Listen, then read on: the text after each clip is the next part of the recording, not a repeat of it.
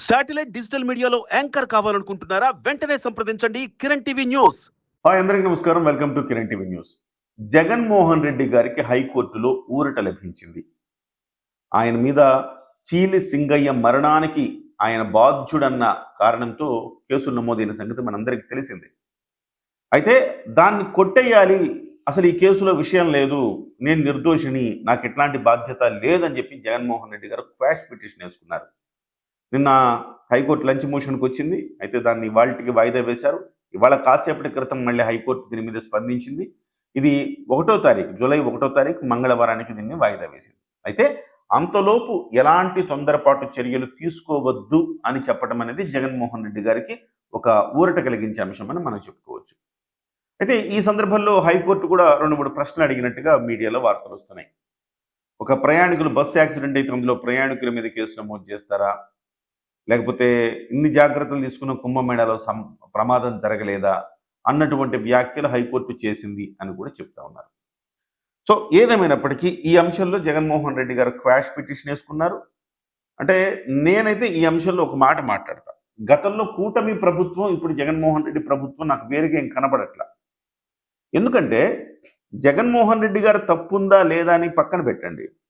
జనము జగన్మోహన్ రెడ్డి గారిని నైతికంగా జగన్మోహన్ రెడ్డి గారు జనంలో పతనమయ్యారు. కారణం ఏంటి అంటే, చీలి సింగయ్యని జగన్మోహన్ రెడ్డి గారు కావాలని కారెక్కించి తొక్కించి చంపల. అది ప్రమాదవశాత్తు జరిగింది, వాస్తవమే. అది ప్రమాదవశాత్తు జరిగింది. జరిగినప్పుడు జగన్మోహన్ రెడ్డి గారు తప్పేంటంటే, ఇందులో ప్రమాదవశాత్తు ఒక మరణం సంభవించక ముందు, అంటే ఆయన మీద కారు ఎక్కిన తర్వాత ఆటోమేటికల్లీ ఆ డ్రైవర్కి తెలుస్తుంది కదా. డ్రైవర్ పక్కన వాళ్ళు చెప్తారు, ఆయన జగన్మోహన్ రెడ్డి గారికి చెప్తారు కదా. ఇది చాలా పెద్ద విషయం కదా. ఇది ఆయన కారు కింద ఒక మనిషి పడి చచ్చిపోయే పరిస్థితిలో ఉన్నాడంటే చాలా పెద్ద విషయం కదా. చెప్పకుండా ఎలాగుంటారు? ఖచ్చితంగా చెప్పే ఉంటారు. అతను తీసి లాగి పడేసి పక్కన డివైడర్లో పడేసి వెళ్ళిపోయారు. ఇది కదా బాధ్యతారాహిత్యము. దీనికి కోర్టులు, చట్టాలు, శిక్షలు ఇవన్నీ తర్వాత సంగతి అండి. బాధ్యత ఉన్నదా లేదా జగన్మోహన్ రెడ్డి గారికి?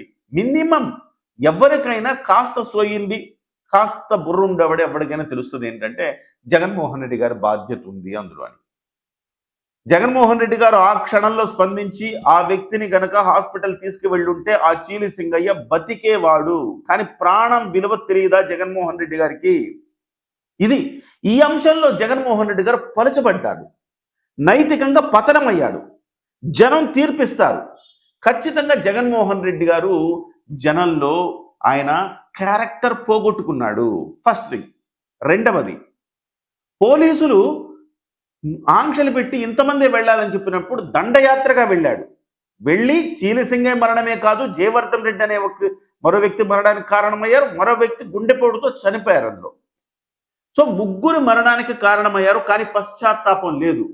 ఇది నేను అంటున్న క్యారెక్టర్కి సంబంధించిన అంశం అంటున్నా. ప్రజలు చాలా కేర్ఫుల్గా ఉంటారు.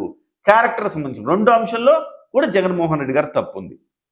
మూడో అంశం ఏంటి? రప్ప నరుకుతామంటే నరికితే తప్పేంటి అంటాడు.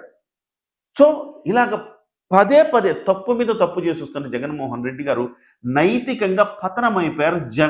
జనంలో పలచబడ్డాడు. ఒక రకంగా చెప్పాలంటే ఆయన పతనమయ్యాడని చెప్పాలి. అలాంటప్పుడు ఈ కేసులు, ఈ వ్యవహారాలు మరింత దాన్ని అత్యుత్సాహంతో తీసుకుని దాని కనుక ముందుకు తీసుకెళ్తే ఖచ్చితంగా ఇది జగన్మోహన్ రెడ్డి గారికి సానుభూతి లభించే అవకాశం ఉంటుంది. ఈ ప్రభుత్వం మీద కక్షపూరితంగా వ్యవహరిస్తోంది అన్న మాటలు వినపడతాయి. మీకు అర్థమవుతుందో లేదో, ఇక్కడ జరగాల్సింది ఏంటి? జగన్మోహన్ రెడ్డి గారు జైలుకి ఖచ్చితంగా వెళ్ళాలి, వెళతాడు ఆయన చేసిన తప్పులకి. కానీ ఈ తప్పు ప్రమాదవశాత్తు జరిగిన దానికి మీరు జైలుకు పంపిస్తే జగన్మోహన్ రెడ్డి గారిని ఆ తర్వాత నిజమైన కేసులు నీరుగారిపోతాయి. 43,000 కోట్ల రూపాయల అక్రమార్జన, 10 ఏళ్లకు పైగా బెయిల్ మీద బయట ఉన్నాడు. ఒక సామాన్యుడికి సాధ్యమవుతుంది? అది జగన్మోహన్ రెడ్డికి మాత్రమే సాధ్యమవుతుంది. మరి ఈ కేసు ఉంది కదా, దీంట్లో లోపలేయచ్చు కదా. సరే, సొంత బాబాయ్ వివేకానంద రెడ్డి మర్డర్ కేసులో ఏ రకంగా ఆయన చంపకపోయినా ఆయన నిందితుల్ని ఏ రకంగా కాపాడుతున్నాడో ఖచ్చితంగా అందరికీ తెలిసిందే. మరి ఇది ఆయన అరెస్టుకి కారణం కాదా? ఖచ్చితంగా కారణమే. సరే ఈ రెండు సిబిఐ పరిధిలో ఉన్నాయి. కేంద్రం కూడా దీని మీద దృష్టి పెట్టింది కదా. కేంద్రము జగన్మోహన్ రెడ్డి ఇంకా వాళ్ళ మధ్య అక్రమ సంబంధం ఉంది. బీజేపీకి వైసీపీకి మధ్య ఇంకా అక్రమ సంబంధం ఉంది. ఆ డబ్బుతో బీజేపీని కొంటున్నాడో లేకపోతే మరొక కారణం అనుకుందాం. నీ చేతిలో మద్యం కుంభకోణం ఉంది కదా, బీభత్సమైన కుంభకోణం కదా, వేల కోట్ల రూపాయలు దుబ్బేశారు కదా. మరి ఆ కేసు పకడ్బందీగా ప్లాన్ చేసి లోపల పెట్టచ్చు కదా. దానికి కూడా ఆయన అర్హుడే కదా అరెస్ట్ చేయడానికి. ఇలాంటి కీలకమైన కేసుల్ని వదిలేసి ఇంకా చాలా ఉన్నాయి కేసులు, అవన్నీ కూడా వరుసగా ఒక్కొక్కటి వస్తుంది. ప్రభుత్వం దగ్గర లిస్ట్ ఉంది కదా.